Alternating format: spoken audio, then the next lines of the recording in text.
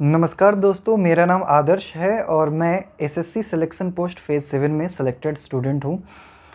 हमारे कई भाई बंधु हैं, हमारे दोस्त हैं जो व्हाट्सएप ग्रुप में, टेलीग्राम ग्रुप में, फेसबुक के ग्रुप में जुड़े हुए हैं सिलेक्शन पोस्ट फेज़ 7 के ग्रुप में। उनके सबके दिमाग में अभी एक ही सवाल आ रहा है कि आखिर एसएससी सिलेक्शन पोस्ट फेज़ 7 की फ़ाइनल रिज़ल्ट कब घोषित करेगी। फाइनल रिजल्ट से जुड़े एक काफ़ी खुशखबरी है दोस्तों आप लोगों के लिए, जो आज मैं शेयर करना चाहता हूँ। और उस खुशखबरी को बताने से पहले हम शुरू करते हैं एकदम शुरुआत से, क्योंकि हमारे साथ कई एसएससी सिलेक्शन पोस्ट फेज़ 8 के भी स्टूडेंट्स जुड़े हुए हैं। तो उनके मन में भी कई सवाल आ रहे हैं कि हमारा एग्ज़ाम तो हो गया, अब इसके आगे क्या प्रोसेस होगा। तो उन सब को वैसे सिलेक्शन पोस्ट फेज़ 8 के लिए मैं अलग से भी एक वीडियो बनाऊँगा, लेकिन अभी फेज़ 7 में भी थोड़ा बहुत आइडिया उनको भी हो जाए, इसलिए हम शुरुआत से ही स्टार्ट करते हैं। तो दोस्तों, सबसे पहले मैं ये सारे चीज़ नोट करके लाया हूँ। हमारा जो एग्ज़ाम था वो 2019 में 2019 में 15 से 16 अक्टूबर के बीच कंडक्ट कराया गया था, जिसका कि रिज़ल्ट लगभग 4 महीने बाद 18 फरवरी 2020 को रिलीज़ किया गया था। रिज़ल्ट रिलीज़ होने के बाद अभी जैसे एसएससी फेज़ 8 में भी डॉक्यूमेंट्स मंगाए जा रहे हैं दोस्तों, तो हमारे भी फेज़ 7 में भी हमारे डॉक्यूमेंट्स मंगाए गए थे। मैं वेस्टर्न रीजन से, मैं एक पोस्ट पे अप्लाई किया था वेस्टर्न रीजन से, तो मैं वहाँ सेलेक्टेड हुआ था। मुझे भी वहाँ से डॉक्यूमेंट्स भेजने को कहा गया था। डॉक्यूमेंट्स जब हमने भेज दिए थे तो लगभग जुलाई के आसपास में, जुलाई से ओके लिस्ट आने शुरू हो गए थे। ओके लिस्ट फेज़ 7 वाले जानते होंगे, फेज़ 8 वालों के लिए मैं बता दूं कि हमारी जब स्क्रूटनी कंप्लीट हो जाती है हमारे डॉक्यूमेंट भेजने के बाद, एक ओके लिस्ट जारी होता है जिसमें कि बताया जाता है कि कौन से स्टूडेंट्स अपने डॉक्यूमेंट के हिसाब से एलिजिबल हैं और कौन नहीं है। तो ये ओके लिस्ट जुलाई में आई थी। फिर दिसंबर के आसपास में डीवी स्टार्ट हो गया था। जो स्टार्ट हुई थी वो, जहाँ तक मुझे ख्याल है, एसएससी सीआर और ईआर ने डीवी करना पहले स्टार्ट किया था। फिर धीरे धीरे सारे रीजन, एसआर वाले, डब्ल्यूआर वाले, एमपीआर, केकेआर, सब ने अपनी अपनी डीवी स्टार्ट कर दी थी। हमारा जो डीवी है वो 18 जनवरी को मुंबई में हुआ था, प्रतिष्ठा भवन में। तो हमारा डीवी जनवरी में हुआ था वेस्टर्न रीजन का। जब से डीवी हुआ उसके बाद जनवरी बीत गए, फरवरी बीत गए, मार्च बीत गए, अप्रैल बीत गए। हम वेट करते रहे हैं। काफ़ी हम पैनिक भी हो रहे थे कि आखिर इतना रिजल्ट में टाइम क्यों लग रहा है। फाइनल रिजल्ट में सीजीएल, जिसका कि बाद में डीवी हुआ था, उसकी भी रिजल्ट पहले आ गई थी। फिर हमारे ग्रुप के कई हमारे दोस्त हैं जिन्होंने आरटीआई डालना शुरू किया। हमने मेल डाल के प्रेशर बनाना शुरू किया एसएससी के ऊपर। काफ़ी बार बार कैंपेन चलाई गई, जिसमें कि एसएससी को बोला गया कि हमारे सिलेक्शन पोस्ट फेज़ 7 की फाइनल रिजल्ट आप जल्दी से जल्दी घोषित कीजिए। ये अभी हाल फिलहाल में पिछले हफ्ते भी हमने कैंपेन चलाया था, जिसमें कि हमने हेडक्वार्टर में, एसएससी हेडक्वार्टर में कॉल्स किए थे। काफ़ी सारे कॉल्स किए गए थे एसएससी को, बहुत सारे मेल्स और आरटीआई भी डाले गए थे।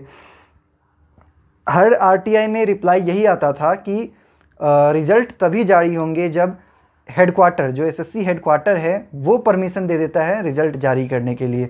हर आरटीआई में यही हमारे पास रिस्पॉन्स आता था कि डीवी अभी भी चल रही है, और जब हेडक्वार्टर से दे दिया जाएगा कि आप मतलब परमिशन दे दिया जाएगा, उसके बाद आप सबकी रिज़ल्ट जो रीजनल वेबसाइट है उस पर घोषित की जाएगी रीजनल ऑफिस द्वारा। तो दोस्तों, 12 मई 2021, अभी लगभग 2 दिन पहले एक खुशखबरी हमारे पास देखने को मिली।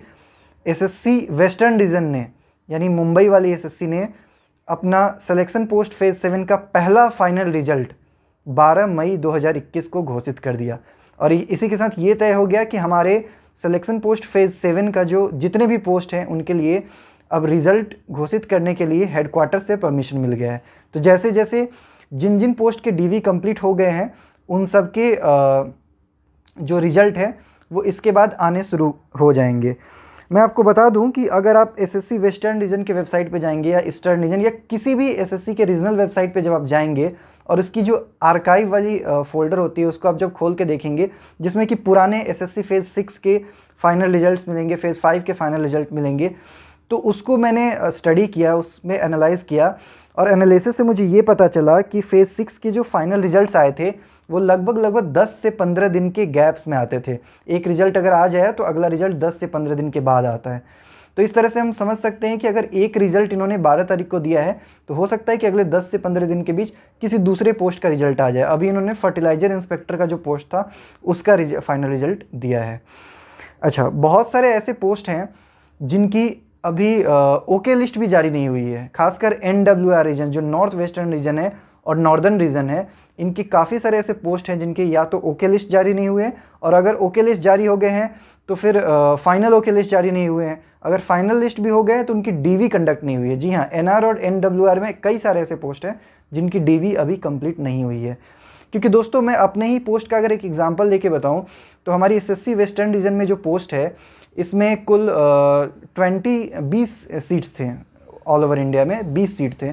लेकिन इसमें जो बच्चे सेलेक्ट हुए थे स्क्रूटनी के बाद, जिन बच्चों को ओके लिस्ट में डाला गया था, वो टोटल 15 बच्चे ही सेलेक्ट हो पाए थे। क्योंकि इसमें लगभग 100 या 150 बच्चे क्वालिफाई हुए थे, लेकिन डॉक्यूमेंट्स की वजह से वो ओके लिस्ट में नहीं आ पाए थे। तो लगभग 15 बच्चे फाइनली सिलेक्ट हुए थे स्क्रूटनी लिस्ट में। अब इसके बाद क्या हुआ था कि SSC का एक नियम है सिलेक्शन पोस्ट एग्ज़ाम के लिए कि अगर किसी भी पोस्ट के लिए उनको 1:10 के रेशियो में स्टूडेंट्स नहीं मिलते हैं DV के लिए, तो वो दोबारा से रिजल्ट पब्लिश करते हैं। तो ऐसे में क्या हुआ था कि हमारे पोस्ट के लिए भी और ऐसे बाकी और भी बहुत सारे ऐसे पोस्ट थे जिनके लिए बच्चे सफिशिएंट नंबर में अवेलेबल नहीं थे।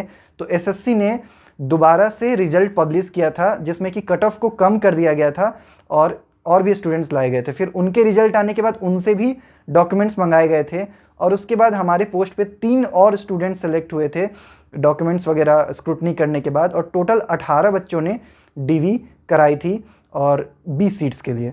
तो ऐसे और भी कई पोस्ट ऐसे हैं जिसके जो बच्चे DV के लिए जाने थे उन्होंने अपने जो सेंटर हैं DV के लिए उसको चेंज कराने के लिए भी रिक्वेस्ट दिया था। जैसे कुछ बच्चे ऐसे थे जिनका जो DV होना था वो ईस्टर्न रीजन में होना था, लेकिन अभी जैसे कोविड का टाइम चल रहा है तो उन्होंने रिक्वेस्ट किया था कि हम सेंटर चेंज कराना चाहते हैं, और उन्होंने किसी दूसरे रीजन में अपनी DV कराई थी। तो जब तक दूसरा रीजन जिन्होंने DV करवाया है वो अपना रिपोर्ट होस्ट रीजन को नहीं भेजते हैं, और जब तक सारा रिपोर्ट कंपाइल करके हेडक्वार्टर नहीं भेजा जाता है, तब तक उस पोस्ट को हेडक्वार्टर परमिशन नहीं देगा कि इसके रिजल्ट जारी की जाए। तो ऐसे अलग अलग पोस्ट के लिए अलग अलग स्टोरी है। तो उसके हिसाब से ही जिन पोस्ट का सब कुछ फाइनल हो गया होगा, DV फाइनल हो गया होगा, वो पोस्ट अब धीरे धीरे करके रिजल्ट अपना पब्लिश करेंगे। तो दोस्तों ये मान के चलिए कि अगर हम देख ले ऑन एन एवरेज अगर देखें तो 2 से 3 महीने के अंदर लगभग 80% पोस्ट जो ऐसे हैं उन सब के रिजल्ट्स पब्लिश कर दिए जाएंगे।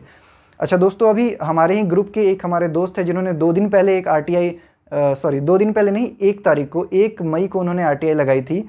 तो उस RTI में भी ये बताया गया है वेस्टर्न रीजन के द्वारा कि हम पूरी कैपेसिटी के साथ अभी काम नहीं कर रहे हैं, क्योंकि कोविड का टाइम चल रहा है। ऑफिस में 50% अटेंडेंस अभी है, तो बहुत लोग ऐसे हैं जो बीमार हैं या उनके फैमिली में कोई बीमार है, तो वो अभी नहीं जा पा रहे हैं काम करने। तो फुल कैपेसिटी के साथ वो काम नहीं कर पा रहे हैं, लेकिन वो जहाँ भी हैं, हालात जैसी भी है, वो काम कर रहे हैं। इसके लिए उन्होंने एश्योर किया कि बहुत जल्दी आपके रिजल्ट पब्लिश की जाएगी। तो अभी 1-2 दिन पहले मैंने भी RTI लगाया जब ये रिजल्ट पब्लिश हो गया फर्टिलाइजर इंस्पेक्टर का वेस्टर्न रीजन का। तो उसके बाद मैंने एक RTI लगाया ये देखने के लिए कि जो रिप्लाई ये पहले दे रहे थे क्या इस रिप्लाई में भी कोई चेंज आया है।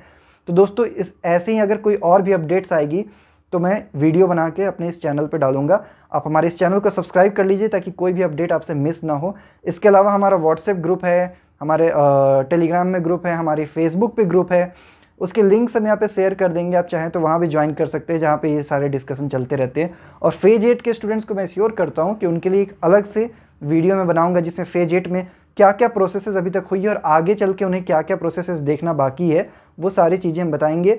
और कब तक वो एक्सपेक्ट कर सकते हैं उनका सब कुछ फाइनल होना, वो भी उसमें डिस्कस किया जाएगा। Thank you so much. इस चैनल को सब्सक्राइब कीजिए और इस वीडियो को शेयर कीजिए ताकि और भी दोस्तों को इन्फॉर्मेशन मिल सके।